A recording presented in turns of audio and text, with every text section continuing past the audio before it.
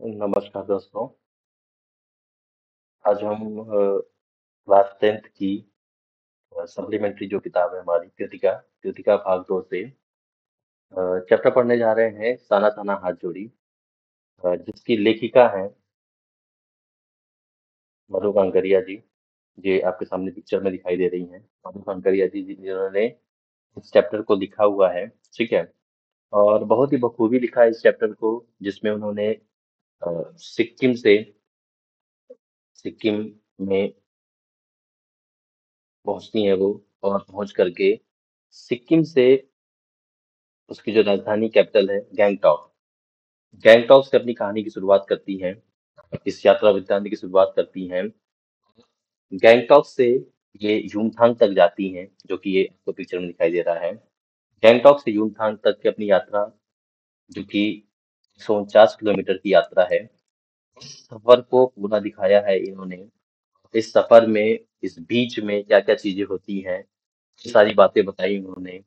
किस तरीके से एक कवयित्री के भावों का उतार चढ़ाव होता है, किस तरीके से कब उनका आत्मा काव्यात्मक होती है, कब मन काव्यात्मक होता है, कब सारी चीजें अर्थहीन सी महसूस होती हैं, सारी चीजें स्थगित सी महसूस होती है। ये सारी चीजें हम पढ़ेंगे इस चैप्टर में। और ये एक बेहतरीन यात्रा वृत्तांत है, जहाँ पे लेखिका सिक्किम पहुंचती हैं और राजधानी गैंगटॉक से शुरुआत करती हैं सबसे पहले। ठीक है। तो मैं आपको यहाँ पे कुछ चीजें दिखाता हूँ, देखिए। ध्यान से इसको देखना है और इसे समझना है। जैसे यहाँ पे देखिए, ये है आपके सामने पिक्चर, गैंगटॉक। गैंगटॉक बिल्कुल पहाड़ी की वादियों में एक बसा हुआ शहर है, जो कि सिक्किम की राजधानी है। और ये पूरी कहानी और ये पूरा यात्रा वृत्तांत इस तरीके से चलेगा कि सिक्किम गैंगटॉक से निकलती हैं लेखिका लेखिका अपने साथ में उनकी सहेली मणि का जिक्र किया गया है। और साथ में जीतेन नार्गे भी हैं, जो साथ में इनके साथ जाएंगे इस यात्रा पे। ये ड्राइवर कम गाइड हैं, जो पूरी यात्रा के दौरान इनको जगह जगह के बारे में, बाकी सारी डिटेलिंग के बारे में वो पूरा इन्फॉर्म करेंगे, बताएंगे। बीच में जब एक दिन का सफर खत्म होगा, जब वो एक दिन का सफर पूरा खत्म होगा, तो लेखिका लायुंग में रुकती हैं। ठीक है।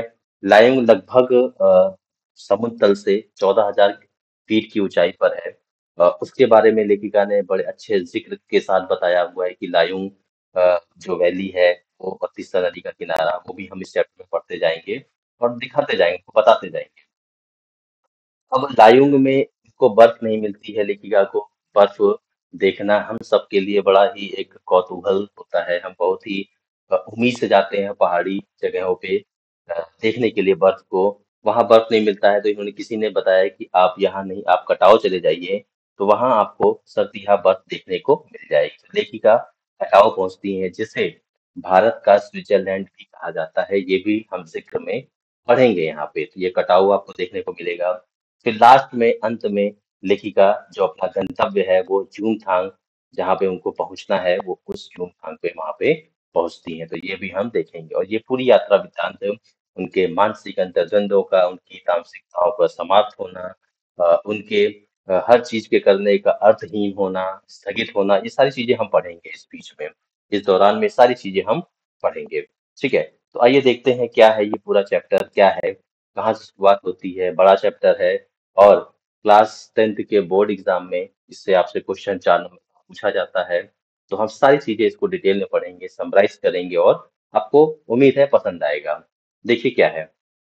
सबसे पहले शुरुआत होती है वो पहली रात, है ना, जब लेखिका पहुंच चुकी हैं सिक्किम के गैंगटॉक में। ठीक है। अब वहां पहुंचने के बाद लेखिका को रात के समय पे ये जो गैंगटॉक का दृश्य है वो ऐसा दिखाई देता है। एकदम शुरुआत में लिखा गया है ये कि गैंगटॉक में मुझे एक ऐसा सम्मोहन कर रहा था, जैसे आसमान उल्टा पड़ा हुआ है। आप यहाँ देख सकते हैं कि किस तरीके से उन्हें आसमान उल्टा हुआ रात के समय दिखाई देता है, क्योंकि आपको पता है कि बाद पहाड़ों पे लाइट्स नीचे जलती हैं, लाइट्स जलती है तो ऐसा लगता है कि तारे नीचे टिमटिमा रहे हैं और आसमान उल्टा सा प्रतीत होता है। तो सबसे पहले ये बताया जाएगा कि आसमान उल्टा सा प्रतीत हो रहा है। लेखिका ने ये चीज, इस बात का जिक्र किया हुआ है। ठीक है। फिर कहानी आगे जब बढ़ेगी, जब लेखिका आगे की तरफ जाएंगी, तो उन्होंने सुबह का जिक्र किया है कि किस तरीके से वो सुबह उठ करके भागती हैं और देखना क्या चाह रही हैं कि वो कंचनजंगा की चोटियों को देखना चाहती हैं। कंचनजंगा जो कि हिमालय की तीसरी सबसे ऊंची चोटी है ना? आपको ये अगर आप कभी गए हो केटू और कंचनजंगा, नंदा देवी पर्वत, ऐसे बहुत सारे पर्वत हैं, चोटियां हैं। तो सिक्किम में कंचनजंगा जो कि हाईएस्ट थर्ड पीक है इंडिया की, वो देखने के लिए भागती हैं। लेकिन वो उस समय पे बादल हैं, जैसे यहाँ पे आपको बादल साफ साफ दिखाई दे रहे हैं, तो ये बादल की वजह से उनको वो चोटी दिखाई नहीं देती है। लेकिन उसी बीच में तरह तरह के फूल और रंग बिरंगी चीजें होती हैं, जिसको देख कर लेखिका खुश हो जाती हैं, उन्हें अच्छा लगता है।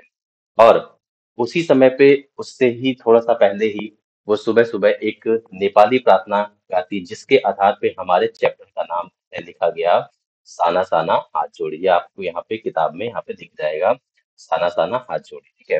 अब ये आपको समझना है बहुत अच्छे से कि साना साना हाथ जोड़ी पाठ जो लिखा है इन्होंने, जो टाइटल आपको मिला हुआ है, वो कैसे मिला हुआ है? ये देखिए यहाँ पे लिखा गया है कि इतनी खूबसूरती है कि सब कुछ अर्थहीन लगता है, सब कुछ स्थगित सा लगता है। और सुबह-सुबह ये प्रार्थना लेखिका दोहराती है, कौन-सी? साना साना हाथ जोड़ी करता हूँ प्रार्थना, हमरो जीवन तिम्रो कौशली। मतलब छोटे-छोटे हाथों को जोड़कर मैं प्रार्थना कर रही हूँ कि मेरा सारा जीवन अच्छाइयों को समर्पित हो। हम सब भी यही प्रार्थना करते हैं कि हम सबका जीवन अच्छाइयों को समर्पित होना चाहिए। ठीक है? ये प्रार्थना देखा उन्होंने। कंचनजंगा देखने के लिए जाती हैं वो, लेकिन दिखाई नहीं देती हैं। वहां पे फूल दिखाई देते हैं और वो आगे बढ़ जाती हैं। ठीक है? इसके बाद देखिए आगे क्या होता है कि जैसे ही सुबह हो चुकी है, अब इन्हें जाना है कहाँ पे? यूमथांग। देखिए आप इस चैप्टर को ध्यान से देखिए, और ये चैप्टर्स आपके पेजेस हैं जो आपकी किताब में है ना? ये देखिए। अब गैंगटॉक से 149 किलोमीटर की दूरी पर है ये आपका यूमथांग। ठीक है? ये हमने बात कर ली पहले, देखिए लिखा हुआ है 149 किलोमीटर की दूरी पे है यूमथांग। यूमथांग का मतलब जो है वो है घाटियां। ठीक है? और यूमथांग के लिए निकल चुकी हैं, जबकि इनके साथ में निकलेगा कौन? ड्राइवर कम गाइड जितेंद्र नारंगी। ठीक है? ये आपको याद होना चाहिए अच्छे से। और ये पूछ रही है उनसे उतावलेपन से, क्या वहां बर्फ मिलेगी? और बचकाने तरीके से पूछते हैं। जितेंद्र बोलता है, बिल्कुल आप चलिए तो पहले वहां पे। ठीक है? अब यात्रा की शुरुआत होती है। अब यात्रा शुरुआत होगी तो सबसे पहले पाइन और धूपी के पेड़ दिखाई दे रहे हैं। ठीक है? वो चीजें दिख रही हैं, पहाड़ दिख रहा है। ठीक है? अब ये देखिए, ये बड़ा इंपॉर्टेंट है कि जहाँ पे नार्गेन बताता है कि यहाँ पे बुद्ध की बड़ी मान्यता है, और सफेद और रंगीन पताकाओं की बात की जा रही है। देखिए, अब जो सफेद पताकाएं हैं उनको फहराने का कोई एक रीजन है, और जो रंगीन पताकाएं हैं उनको फहराने का एक रीजन है। सफेद पताकाएं कब फहराई जाती हैं? जब किसी बुद्धिस्ट की मृत्यु होती है, और वो 108 पताकाएं पहले ये जो मंत्र लिखे होते हैं उससे उतारा नहीं जाता, वो ऐसे ही अपने आप बढ़ जाते हैं। जब हम किसी नए काम की शुरुआत करते हैं तो रंगीन पताकाएं लगाई जाती हैं। ये यहाँ पे दिख रहा है, देखिए आपको साफ साफ यहाँ दिखाई दे रहा है। ये सारी बातें इसमें लिखी हुई हैं कि श्वेत पताकाएं कब फहराई जाती हैं? 108 पताकाएं जब किसी बुद्धिस्ट की मृत्यु हो जाती है उसकी आत्मा की शांति के लिए। और रंगीन पताकाएं तब फहराई जाती हैं जब आप किसी नए काम की शुरुआत कर रहे हैं। यहाँ पे देखिए लिखा हुआ है। ठीक है? उसी बीच में लेखिका को जितेन नार्गी की जीप पे एक दलाई लामा की पिक्चर दिखाई देती है। अब देखिए, पिक्चर से जो दलाई लामा की पिक्चर दिखाई दी गई है, देखिए उससे रिलेटेड यहाँ पे कुछ जानकारियां आपके पास हैं। देखिए क्या है ना? हम देखते हैं उसको कि दलाई लामा का आपने नाम सुना होगा कि ये तिब्बत के एक फेमस गुरुओं में से एक है ना? तो उनके बारे में थोड़ी सी जानकारी आपको यहाँ पे होनी चाहिए। देखिए, ये लिखा हुआ the Dalai Lama is the spiritual leader of the Gelung school of Tibetan Buddhism, and it and is considered the highest spiritual leader in Tibetan Buddhism. The current 14th Dalai Lama, जिनका नाम है तेंजिंग ग्यात्सो, वो 1935 में उनका जन्म हुआ है, और रिकॉग्नाइज किया गया है उनको as a reincarnated spiritual leader, and lead Tibet to India. और वो इंडिया में भी इस समय रह रहे हैं 1959 से। ठीक है? और वो जो चाइना है इन्वेजन जब हुआ था उस समय से वो हमारे यहाँ भारत में आ गए हैं, तब से यहाँ पे रह रहे हैं। ठीक है? और अभी जो करंट आपके 14th दलाई लामा का नाम है तेंजिंग ग्यात्सो। ये थोड़ी सी जानकारी आपको होनी चाहिए कि जो जिक्र किया गया है यहाँ पे दलाई लामा के बारे में, वो आपको थोड़ा सा पता होना चाहिए। फिर उसके बाद देखिए कहानी आगे बढ़ती है, कहानी की शुरुआत होती है। अब लेखिका पहुंची है कभी लॉन्ग स्टॉप। इसका पिक्चर देखिए आपको यहाँ पे दिखाई दे रहा है। ये आपको दिख रहा है साफ साफ, कभी लॉन्ग स्टॉप, जहाँ पे लेप्चा और भूटिया जो कि सिक्किम की जनजाति है, उसके बारे में उन्होंने बात किया हुआ है, बताया है उसके बारे में। ठीक है? और साथ में यही गाइड फिल्म की शूटिंग हुई थी, ये आपको स्क्रीन पे दिखाई दे रहा है, ठीक है। ये दो महत्वपूर्ण बातें आपको याद रखनी है। यहाँ पे कुछ देख और उनके बीच का संधि पत्र साइन किया गया था, यहाँ पे आपको दिख रहा है। लेप्चा और भूटिया के बारे में यहाँ पे आपको दिख रहा है, ये बातें आपको याद रखनी है, ठीक है। अब इसके आगे जब यात्रा बढ़ती है तो उन्हें एक कुटिया के भीतर घूमता हुआ चक्र दिखा, जिसे बताया गया है कि ये प्रेयर व्हील। अब प्रेयर व्हील देखिए आपको यहाँ पे इस पिक्चर में साफ साफ दिखाई देगा। ये यहाँ पे लगाया गया है, ये एक प्रेयर व्हील है जिसपे मंत्र लिखे हुए होते हैं और उनको घुमाने से बता ऐसी मान्यता है कि सारे पाप धुल जाते हैं।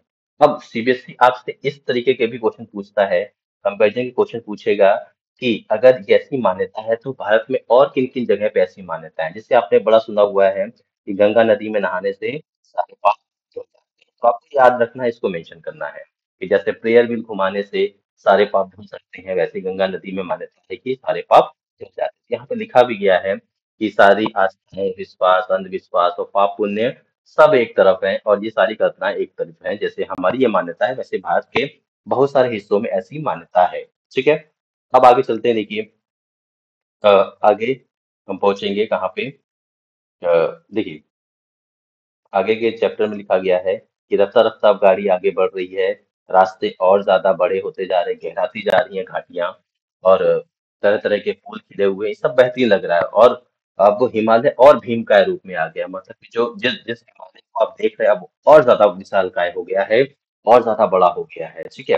और लेखिका अपने इस यात्रा में आगे बढ़ती जा रही हैं। देखिए मैंने एरो बनाया हुआ है, आप इसको देखते जाइए, ठीक है? इसके बाद यहाँ पे लिखा हुआ है कि अब लेखिका इनको एक दर्शन की तरह मतलब कि दर्शन की तरीके से प्रतीत होता है। मेरे नटपति मेरे विशाल, ये एक कविताएँ गाती है, वो कविताएँ उनके मन में गूँज उठती हैं कि जिसमें हिमालय के बारे में बढ़ा-चढ़ा करके वर्णन किया गया है। अब अगला एक आता है जिसको आपको याद करना है, देखिए अब इसी ये जो यात्रा चल रही है यहाँ पे अगर आप मैप ध्यान से देखें, अगर मैप इंडिया का देखें इस जगह पे, ठीक है? इस जगह से ये जो आपका ये जो सिक्किम वाला हिस्सा है ना? ये जो तीस्ता नदी बहती है, ये आपका चिकन स्नेक, ठीक है? फिर उसके बाद इंडिया इस तरीके से आता है। तो यहाँ पे ये जो सिलीगुड़ी है, इसी जगह से ये एक नदी जाती है, इसको तीस्ता बोलते हैं। ये तीस्ता नदी भी सिक्किम के और उससे ऊपर से पहले से आ रही है, तो अब ये साथ-साथ में है ना? तो ये तीस्ता नदी की खूबसूरती भी दिखाई गई है कि कितना गज़ब है, तीस्ता नदी का सौंदर्य कितना बेहतरीन है ना? और वहीं पे अब सेवन सिस्टर वाटरफॉल है। सेवन सिस्टर वाटरफॉल के बारे में भी आपको पता होना चाहिए थोड़ा-सा कि ये जो हमारे सेवन सिस्टर हैं नॉर्थ ईस्ट के, है ना? जो असम है, मेघालय है, त्रिपुरा है, मिज़ोरम है, इन सबको कहते हैं हम सेवन सिस्टर्स। अब ये सेवन सिस्टर्स आपको यहाँ पे दिखाई दे रहे हैं, ठीक है ना? अब सेवन सिस्टर वाटरफॉल का ये देखिए पिक्चर आपको दिख रहा है यहाँ पे कि ये सेवन सिस्टर वाटरफॉल है और ये कहाँ पे है अभी? सिक्किम में है। अब लेखिका इसके पास पहुँचती हैं, बड़ा अच्छा लगता है उन्हें, है ना? और मन काव्यात्मक हो जाता है। देखिए यहाँ पे लिखा हुआ है कि उनको लगता है कि ये जो नदियाँ जैसे हैं, ये देश काल को नहीं मानती हैं, किसी बॉर्डर्स को नहीं मानती हैं और ये अपने हिसाब से बहती चली जाती हैं, ठीक है? तो इनको लगता है कि जिस तरीके से नदियाँ, धाराएँ बह रही हैं, वैसे ही उनके जीवन की सारी तामसिकताएँ, सारी वासनाएँ खत्म हो जाएँ, नदी के पानी की तरह वो बह जाएँ, उनके शरीर से निकल जाएँ, ठीक है ना? बहुत बहुत अच्छा लग रहा है। और जब वो पैर डुबाती हैं उसमें तो उनका मन काव्यात्मक हो उठता है, बड़ा अच्छा लगता है उन्हें ये सारी चीज़ें। अब जितेन जल्दी में है, वो सोच रहा है कि चलो आगे भी चलना है, आगे भी चलिए, आगे बहुत सारे ऐसे दृश्य मिलेंगे, ठीक है? अब देखिए, जब ये यात्रा आगे बढ़ेगी, जब ये यात्रा आगे बढ़ती है, तो देखिए है ना? कि किस तरीके से जब ये वहाँ से उठती हैं, उठ कर के जब आगे चलती हैं, तो उन्हें क्या दिखाई दे रहा है कि सब चीज़ चल रही हैं, सब चीज़ें हो रही हैं और एक ऐसा दृश्य दिखाई देता है जो उनको बिल्कुल अंदर से झकझोर जाएगा। देखिए यहाँ भी आपको मिलेगा कि मैं आगे बढ़ती हूँ और बढ़ने के साथ-साथ में हो क्या रहा है कि और भी खूबसूरती यहाँ पे दिखी है, कहीं पे लिखा हुआ है थिंक ग्रीन लिखा हुआ है और कहीं पे ऐसा लग रहा है कि ये खुद बोली मैं चित्रलिखित सी मैं माया और छाया के बीच के अनूठे खेल को देख रही हूँ, बार-बार आँखों से देखती रह रही हूँ और ऐसा लगता है कि मुझे ये जो प्रकृति है सयानी बनाने में तुली हुई है। सयानी बनाने का मतलब क्या है? आपको मैच्योर कर रही है ना? अगर देखिए हम मैच्योर कब होते हैं? जीवन के सारे रहस्य आपके सामने आ जाएँ, आप मैच्योर हो जाएँगे, ठीक है? तो ऐसा इनको लग रहा है कि ये इनको मैच्योर बनाना चाहती है, सयानी बनाना चाहती है कौन? नेचर, प्रकृति। इसीलिए अपने जीवन के सारे रहस्यों को उद्घाटन करने पर तुली है, सब कुछ एक-एक करके सामने लेकर के आ रही है। फिर उसके बाद बताती है कि जहां भी मैं गर्दन घुमाती हूँ सब तरफ खूबसूरती है, बेहतरीन खूबसूरती है, हर तरफ फूल हैं, झरने हैं, पर्वत है, घाटियां हैं, कितना गजब है। और वहीं थिंक ग्रीन लिखा हुआ है, भाई ये हरा सोचिए आप, हरा हरा हरा ही हरा है, सब कुछ बेहतरीन है ना। आपको पता होगा सिक्किम हमारा फर्स्ट ऐसा स्टेट है पूरे भारत में जो ग्रीन फर्टिलाइजर का इस्तेमाल करता है ना, पूरी तरीके से जैविक खाद का इस्तेमाल करता है ना। आगे आगे और आगे बढ़ती हैं तो उनको दिखाई दे रहा है प्रियुता और यूरोडेंड्रो के फूल दिखाई देते हैं, मध्यम मध्यम हवा चल रही है और सब तरफ खुशबू ही खुशबू है। और केवल वो एक बात कहते हैं, चैरिविती मतलब कि आप चलते रहिए हमेशा प्रवाहमान बने रहिए, ठीक है। अब अंदर से इतनी ज्यादा ये सब खूबसूरती देख करके लेखिका का मन और काव्यात्मक हो गया है और मन कर रहा है कि कुछ और भी अ, इस पे कविताएं लिखूं, काव्यात्मक हो गया है बिल्कुल और कहानियां लिखूं, सोचूं उसके बारे में। लेकिन ये सारी चीजें, ये सारा अतीन्द्रिय संसार जिसे इंद्रियां भी छू नहीं सकती हैं, एक पल में बिल्कुल सूखी टहनी जैसा वो टूट गया। और एक ऐसा दृश्य लेखिका के सामने आता है ना, जिसे देख करके लेखिका अंदर से झकझोर जाती है और वो दृश्य है ये, ठीक है।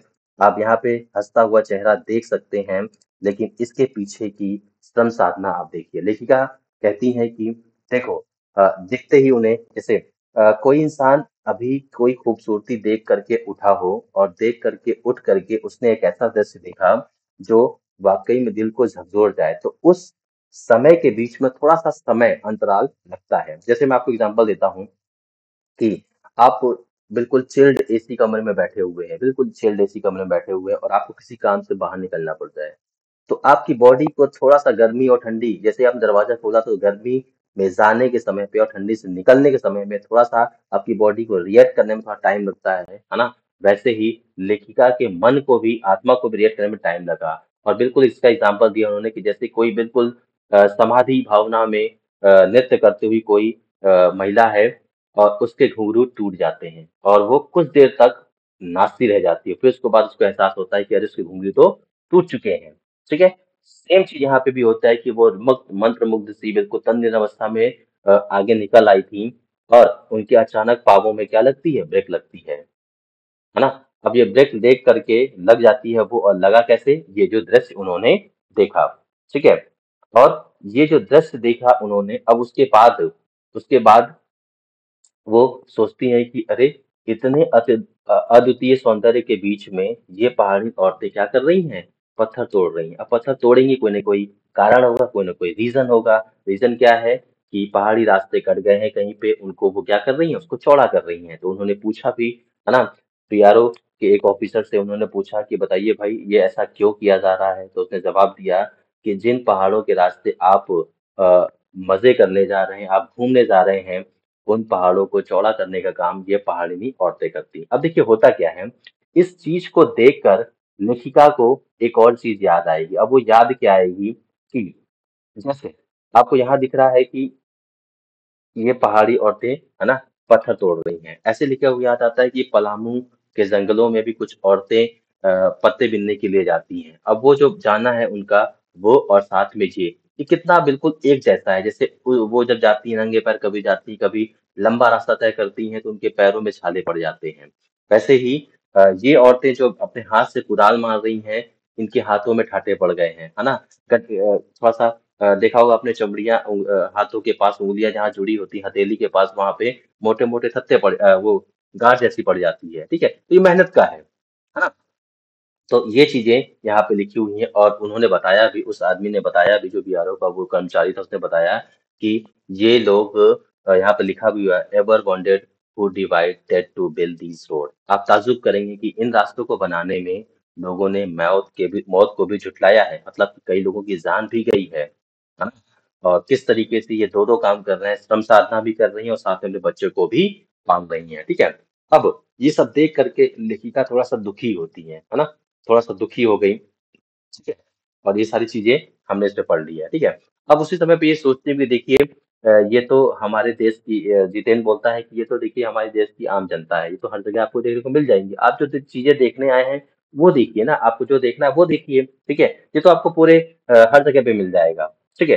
अब यहाँ पे देखिए एक बड़ा इंपॉर्टेंट क्वेश्चन है कि जिंदगी की कहानी हर जगह एक सी है, सारी मलाई एक तरफ है, सारे आंसू, सारे अभाव, यातना, वंचना एक तरफ है ना? सारी तकलीफें एक है, सारी मलाई एक तरफ है और सारी तकलीफें एक तरफ है, सारा दूध एक तरफ है, उसके ऊपर की मलाई एक तरफ है, मतलब अमीरी और गरीबी की बात इन्होंने यहाँ पे की है ना? फिर इसके बाद इन्होंने एक वो भी बोला कि देखिए ये आम देश की जनता, जब जितेंद्र ने ये बात बोला ना कि ये तो हमारे आम नागरिक है, तो आपको कहीं मिल जाएंगे देखने के लिए, आप जो देखने के लिए वो आए हैं वो देखिए, है ना? अब ये चीज सोच करके, है ना, लेखिका बताती है कि नहीं नहीं, ये जीवन के प्रति संतुलन भी है ना? ये वेस्ट एट रिपेइंग है, मतलब कि ये सबसे अधिक बेचारी कितना कम काम, कम चीजें ले करके समाज को कितना अधिक देती है, कितना मेहनत करती हैं और कितना कम रुपए में काम करती है ना? तो ये सारी चीजें है ना? ठीक है। अब वहां से निकल ही रही थी कि लेखिका मुड़ करके देखती हैं तो क्या देखती हैं कि वो सारी औरतें जो पत्थर तोड़ रही थी, वो खिलखिला कर हंसती हैं। तो लेखिका को लगता है कि अरे वाह, इस दुख में भी कम से कम कुछ ऐसे पल हैं उनके पास, कुछ ऐसी चीजें हैं जो उन्हें मुस्कुराने पर कम से कम मजबूर करते हैं, कम से कम जिंदा रखा है उन्होंने। अच्छा लगता है लेखिका को, है ना? कि खिलखिलाकर उन लोगों ने हंस दिया। अब ये लोग और आगे बढ़ रहे हैं तो क्या देखते हैं कि कुछ बच्चे हैं, छोटे बच्चे, वो उनसे लिफ्ट मांग रहे हैं। देखिए यहाँ पे लिखा हुआ है कि 7-8 साल के बच्चे, पहाड़ी बच्चे हैं, वो स्कूल से लौट रहे हैं और लिफ्ट मांग रहे हैं। जितेन ने बताया कि ये 3 किलोमीटर पहाड़ी चढ़ करके बेचारे स्कूल जाते हैं, ठीक है? स्कूल बस नहीं है, लेकिन मणि ने पूछा कि स्कूल बस नहीं है, तो जितेन हंस पड़ा, नहीं, यहाँ पे मैदानी इलाका नहीं है यहाँ पे, और यहाँ पे इसीलिए आपको कोई चिकना बर्बीला नहीं मिलेगा, कोई यहाँ पे मोटा आदमी, पेट वाला आदमी नहीं मिलेगा यहाँ पे, ठीक है? क्योंकि सारे लोग मेहनती हैं, बहुत मेहनत करते हैं। और स्कूल दूर है, बच्चे दूर जाते हैं स्कूल में पढ़ने, फिर वापस आते हैं और देखिए स्कूल जाते हैं, स्कूल जाने के बाद वापस आकर के अपनी माँओं के साथ लग करके काम करते हैं, ठीक है? कि जैसे लकड़ी उठाना, ठीक है, पानी लाना, है ना? मवेशियों को चराना, ये सारे काम भी ये लोग करते हैं, ठीक है ना? अब उसके बाद देखिए आगे बढ़ेंगे, आगे क्या हुआ कि ये पहले दिन का पड़ाव चल रहा है हमारे पास, है ना? अब आगे क्या होता है कि आगे लिखा हुआ है, चेतावनी लिखा हुआ है कि be care man eater around, है ना? कि आप थोड़ा सा ध्यान रखिए, यहाँ पे नरभक्षी जानवर हैं, लेकिन उन्होंने कहा कि नरभक्षी तो उनको कहीं दिखे नहीं, केवल यॉग दिखाई दिए, ठीक है? अभी आपको कहीं पिक्चर में यॉग मिलता है तो मैं आपको दिखाता हूँ, लंबे लंबे बाल वाले, गाय या भैंस की तरह दिखने वाले जानवर होते हैं, याक दिखाई दिए, ठीक है? अब देखिए, ये एक बड़ा गजब का दृश्य है कि सूरज ढल रहा है, ये आपको यहाँ पे दिख रहा होगा, देखिए यहाँ पे, है ना? ये सूरज ढल रहा है और ढलते समय का जो दृश्य है उसका एक कंपैरिजन किया गया है एक, एक बोकू पहने एक स्त्री से किया गया है, जो कि यहाँ पे दिखाई दे रहा है आपको, देखिए, है ना? कि शाम का दृश्य है और ये धान का खेत है, सॉरी, चाय के बागान है, चाय के बागान में एक युवती है जो कि बोकू पहने हुए, देखिए यहाँ पे दिख रहा है ना कि कई जो बागान में युवतियां हैं बोकू पहने हुए हैं और चाय की पत्तियां तोड़ रही हैं, ठीक है?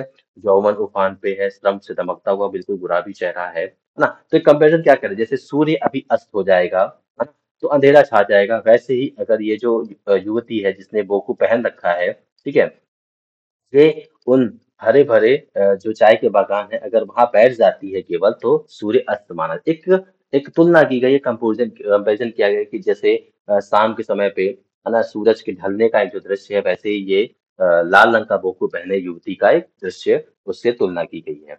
अब क्या हुआ, जुमथांग पहुंचने से पहले इन्हें कहाँ पे, लायुंग में, ये हमने बात पढ़ ली है पहले भी कि सिक्किम के गैंगटॉक से जो रास्ता शुरू हुआ है, तो एक दिन के बाद वो लायुंग में रुकेंगे। अब लायुंग क्या है, एक नन्ही सी बस्ती है जो तीस्ता नदी के किनारे है।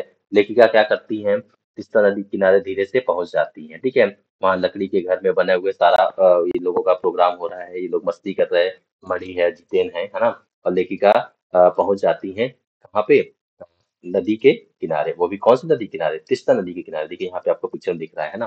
तो ये आपको छोटे मोटे पत्थर दिखाई दे रहे हैं, ये वाले पत्थर, इनसे होते हुए वो थोड़ा सा बीज धारा में आती हैं और जाने के बाद सोचती है कि मैं संकल्प, जैसे हम लोगों के यहाँ क्या होता है कि लोग संकल्प लेते हैं, ये क्या संकल्प लें, क्योंकि पानी हाथ में लेकर के लोग संकल्प लेते हैं कि, ये अच्छा हो जाए, ये चीजें ऐसी हो जाए, वो चीजें ऐसी हो जाए, ठीक है ना? इनका भी कुछ मन कर रहा है, तो इन्होंने क्या देखिए क्या किया है कि उन्होंने ऐसा कुछ ना करके अभी उससे पहले, ठीक है, देखिए पहुंच गई हैं और ये सोचती हैं कि ये जो है सब परिंदे अपने घर वापस लौट रहे हैं, वातावरण में अद्भुत शांति है, मंदिर की घंटियां घूंघरों की आवाज आ रही है, सब कुछ अनायास इनको सुखी मिलता है, आंसू आंखें भर आई हैं, ठीक है? और यहाँ पे एक बात सोचती हैं कि अ, हम हम लोगों ने इतना बड़ा पाप किया हुआ है कि हमने प्रकृति के साथ इतनी छेड़छाड़ की हुई है, ठीक है? जबकि अखंडित संपूर्णता मतलब कि पौधों को नुकसान ना पहुंचाना, ठीक है? नदियों पे बांध ना बनाना, नदियों को का रास्ता ना डाइवर्ट करना, पहाड़ों को ना काटना, ठीक है? ये सारी चीजें अगर जैसे पहले की तरह है वैसे रहती हैं तो ये ही अखंडित संपूर्णता है और यही वास्तविकता भी है। और हम लोगों ने बहुत ही ज्यादा खिलवाड़ किया है प्रकृति के साथ जो कि अक्षम्य है, जिसे क्षमा नहीं किया जा सकता है, ठीक है? अब क्या हुआ देखो, कि वो आगे बढ़ती हैं और वो नदी से अंदर होते हुए शिलाओं से थोड़ा-सा आगे की तरफ जा करके अपनी अंजलि में पानी लेकर के उनके मन में कुछ कौंधता है कि मैं क्या संकल्प करूँ? किस बात की संकल्प करूँ, है ना? बस एक प्रार्थना उनके अंदर है कि ये प्रार्थना है कि उनके जीवन का सारा हलाहल, हलाहल का मतलब होता है विष, सारा जो जहर है वो खत्म हो जाए, सारी तामसिकता इस नदी में बह जाएँ, है ना? इस बहते हुए पानी में बह जाएँ, ठीक है? और पूरी रात हो गई है, रात होने के बाद मणि और जितेन नृत्य कर रहे हैं एक छोटे से उसमें, अभी हमने देखा ना एक झोपड़ी में, है ना? लेखिका सोचती है कहाँ से इतनी इतनी मस्ती किस तरीके से आती है, क्योंकि मणि एकदम बिल्कुल कुमारियों की तरह बिल्कुल नाच कर रही है, एकदम बेहतरीन नृत्य प्रस्तुत कर रही है। तो सोच रही है इतनी मस्ती कहाँ से आती है और कहाँ इतना अंदर आनंद छिपा हुआ होता है, ठीक है? अब लायूं की सुबह की बात की गई कि की सुबह हो गई है, लेखिका निकल गई हैं, शांत धारा बह रही है तीस्ता नदी की और ढूंढ रही है वो क्या? बर्फ, ठीक है? वो सोच रही है कि देखो 14,000 फीट की ऊंचाई पे भी अभी अप्रैल में ही केवल, है ना? यहाँ पे बर्फ नहीं है, जिसका कारण क्या बोला गया है? पॉल्यूशन। अब इसको याद करके रखिएगा, बहुत इंपॉर्टेंट है। ये क्वेश्चन सीबीएसई ने कई बार पूछा है, प्रदूषण के परिवर्तन सिक्किम की यात्रा के दौरान लेखकों को कहाँ-कहाँ दिखाई देते हैं? तो ये बातें आपको याद रखनी है, ठीक है? बहुत इंपॉर्टेंट है। तो ये सबसे पहला एग्जाम्पल है कि लायुंग में बर्फ का न मिलना, ठीक है ना? तो उन्होंने पूछा एक युवक से कि बताइए भाई कि अगर हमें बर्फ देखना हो तो हमें कहाँ बर्फ मिलेगी? तो उनमें नाम आता है क्या? कटाव। कटाव को भारत का स्विट्जरलैंड कहा जाता है, ये हमने देखा ही है। केवल लायुंग से 500 फीट की ऊंचाई पर था और वहां जाना थोड़ा सा कठिन था, ठीक है? 2 घंटे का सफर था, लेकिन ये लोग निकल जाते हैं, ठीक है? कटाव की तरफ, है ना? अब कटाव जा रहे हैं, ठीक है? जिसे भारत का स्विट्जरलैंड कहा जाता है। देखिए ये मैंने आपको बताया याक, ठीक है? ये याक है ना? लंबे लंबे बाल आपको दिखाई दे रहे हैं, ठीक है? पर्यावरण से बचाने, प्रकृति की मार से बचाने, ठंड से बचाने के लिए उन्हें ऐसा शरीर मिला हुआ है, ठीक है? तो ये हमने देख लिया है। अब देखिए ये पहुंच गई हैं, रास्ते से निकल रही हैं, ठीक है? कहीं पे साइन बोर्ड लिखे हुए हैं कि अगर आप शादीशुदा हैं तो आपको डाइवर्स कर देना चाहिए स्पीड को, ठीक है ना? और दुर्घटना से देर भली, मौत से सावधानी, मतलब सावधानी से मौत ढली, ये सारी चीजें वहां पे लिखी हुई हैं, ठीक है? अब इस बीच में नार्गे और मणि के बीच में बातचीत होती है। नार्गे बोलता है कि कटाओ हिंदुस्तान का स्विट्जरलैंड है, ठीक है? लेकिन लेकिन मणि यहाँ बात काटती हुई कहती नहीं, मैं स्विट्जरलैंड गई हूँ, घूम करके आई हुई मैं वहां से। स्विट्जरलैंड इतनी ऊंचाई पे नहीं है और इतना सुंदर भी नहीं है। देखिए अब यहाँ से आपको एक बात समझ में आनी चाहिए, हमें अपने देश के प्रति लगाव कितना है, ये आपको मणि की बातों से मिल जाता है। इस चीज को आपको याद रखना है कि स्विट्जरलैंड भले खूबसूरत हो, लेकिन हम अपने भारतीय अपनी चीजों को और ज्यादा अच्छे तरीके से हम बताएंगे, कहते हैं, है ना?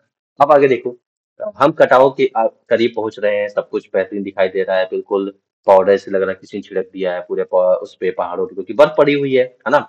अब जितेंद्र बोलता है कि देखिए ये बिल्कुल ताजी ताजी बर्फ पड़ी है, अभी जल्दी पड़ी हुई है, क्योंकि उसका एक वो होता है कि आप उसमें पैर, जैसे ही पैर रखेंगे पैर आपका अंदर चला जाएगा, ठीक है? जो बर्फ जमी हुई होती है लंबे समय से पड़ी हुई तो वो पुरानी होती है, समझ में आ जाएगा, ठीक है ना? तो यहाँ पे एक बातें लिखी हुई है कि कटाओ टूरिस्ट प्लेस नहीं है, पर्यटन स्थल नहीं है, इसलिए प्रदूषण रहित भी है ना? ये भी क्वेश्चन पूछा जाता है कि कटाओ वरदान कैसे है? क्यों वरदान है?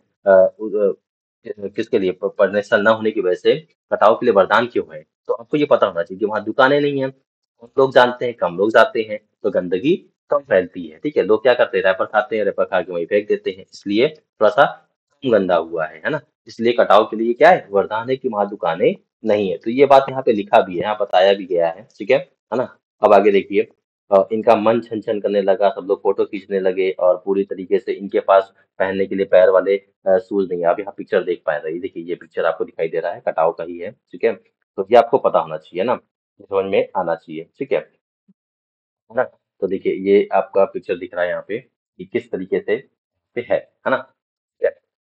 आगे देखिए, अब यहाँ पे लिखा हुआ है कि लोग सब लोग फोटो खिंचाने लगे और पूरा अंतिम संपूर्णता का प्रतीक है वो सौंदर्य।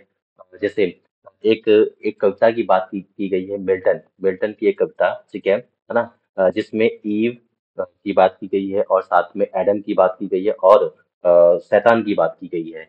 लेखिका यहाँ सोचती है कि देखिए, यहीं पे ये मंत्र खोजा गया होगा, सर्वे भवन्तु सुखिनः। इतनी खूबसूरती है, इतना गजब, इतनी शांति है ना, जिसकी वजह से यहाँ पे ये महामंत्र पाया गया है कि सभी सुखी कैसे रह सकते हैं, ठीक है ना?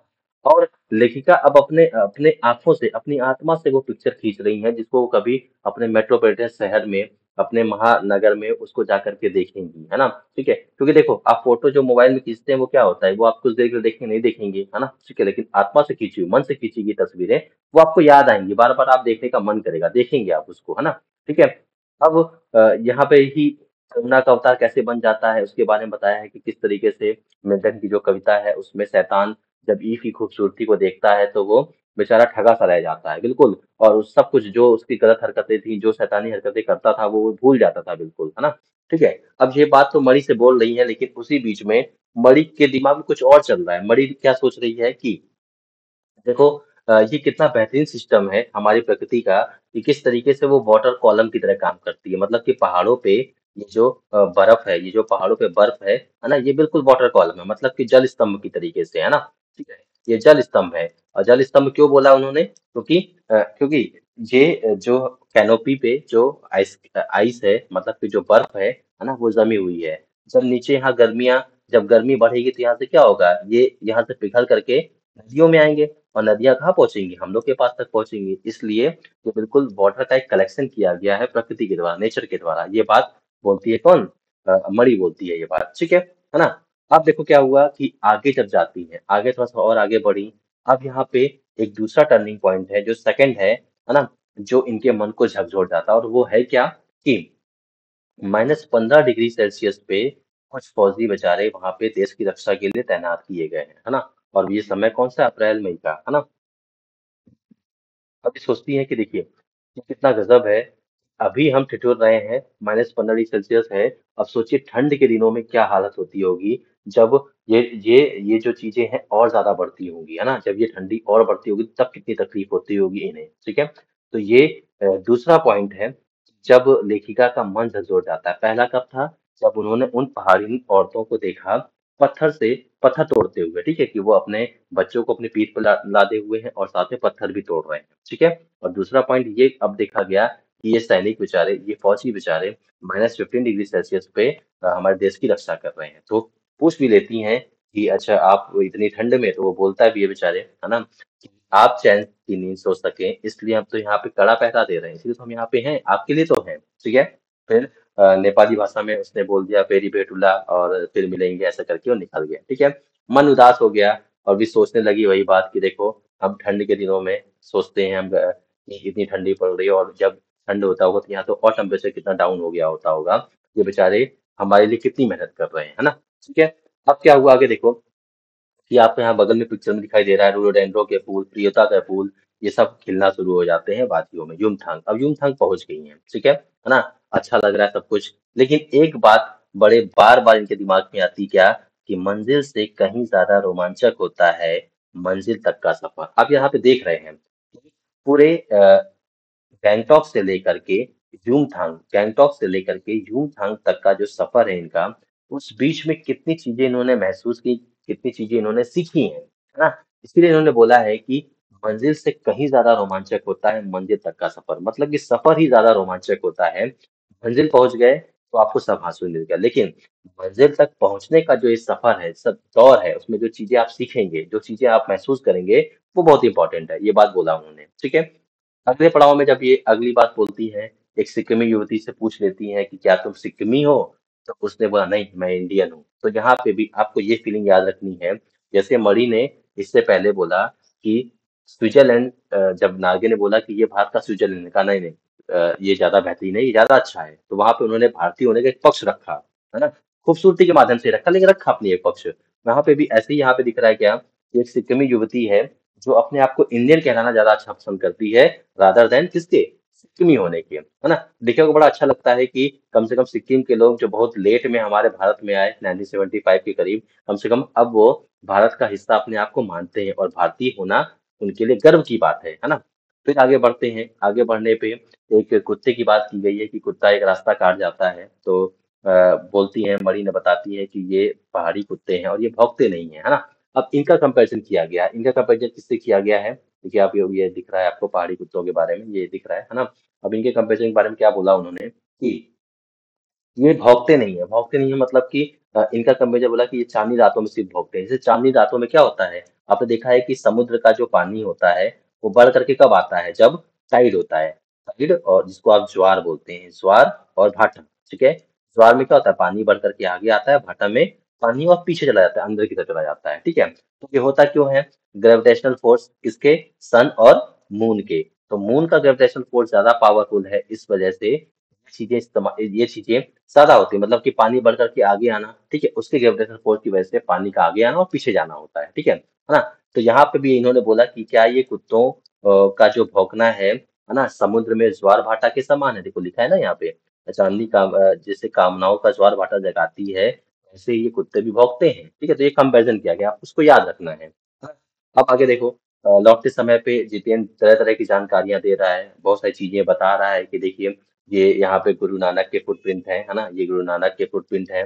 कभी वो यहाँ पे कुछ खा रहे थे, है ना, तो उनके थाली से, सॉरी चावल खा रहे थे, उनके थाली से चावल छिटक करके बाहर गिर गए और पूरे इस एरिया में क्या होती है, चावल की खेती होती है, मतलब कि धान की खेती होने लगी। उसके बाद खेदुम का जिक्र किया गया, बहुत इंपॉर्टेंट है, बहुत ही इंपॉर्टेंट है। खेदुम वो पवित्र स्थान है ना, लगभग 1 किलोमीटर का एरिया है। वहाँ पे उनकी मान्यता है कि देवी देवताओं का वास है, और अगर यहाँ पे वो गंदगी फैलाएंगे तो लोग मर जाएंगे, मरेंगे लोग, ठीक है। तो यहाँ पे पूछ देती हैं, है ना, राइटर कि ये मतलब कि तुम लोग की ये मान्यता है कि हाँ बिल्कुल, हमारी ये मान्यता है कि अगर हम यहाँ पे नदी पहाड़ झरने की हम पूजा करते हैं, अगर हम इनको इनमें गंदगी फैलाएंगे तो हम मर जाएंगे। ये कितनी अच्छी बात है, देखिए नदियाँ, झरने, पहाड़, पौधे, पेड़-पौधे, यही तो आपको सारी चीज़ें दे रहे हैं, है ना?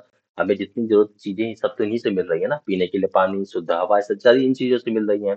तो हमें ऐसी एक मान्यता बनानी चाहिए कि सही में हम इनको गंदगी इनकी नहीं फैलाएँगे, इनको गंदगी कम से कम गंदा नहीं करेंगे, ठीक है? आगे फिर अ, बोलते हैं कि देखिए ये खेदों के बारे में, फिर गैंगटॉक का वास्तविक नाम बोलता है गैंगटॉक नहीं मैडम, गंतोक बोलिए। ये गंतोक, गंतोक का मतलब होता है पहाड़, माउंटेन्स होते हैं, ठीक है। तो याद रखना है आपको, गैंगटॉक मतलब तो गंतोक मतलब पहाड़, ठीक है। फिर आगे कुछ ये पूछती तो फिर ये आगे बताने लगा कि देखिए ये पहले टूरिस्ट स्टॉप स्पॉट नहीं हुआ करता था, ठीक है। फिर एक लोग की मदद, ये शेखर दत्त जी हैं, है ना, ठीक है।